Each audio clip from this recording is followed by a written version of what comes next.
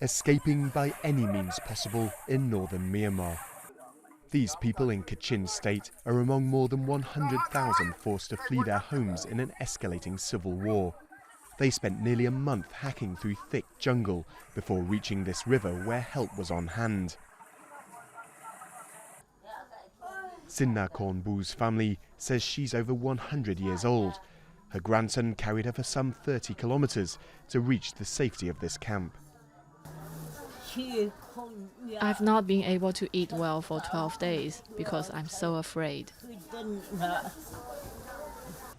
Fighting is at its worst for several years between the military and the rebel Kachin Independence Army, or KIA.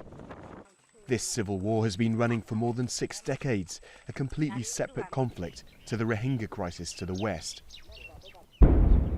The KIA wants more autonomy and control over the state's land and natural resources, demands the government and military refuse to meet, and civilians are caught in the middle.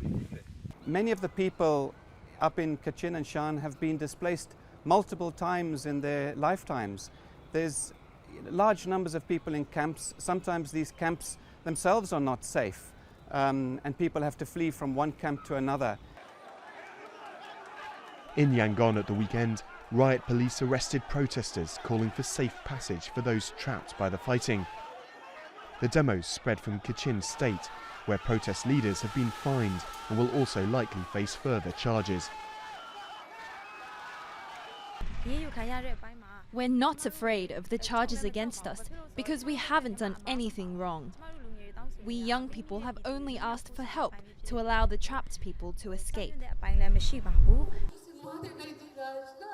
Those who make it to one of the many temporary camps arrive exhausted and traumatized.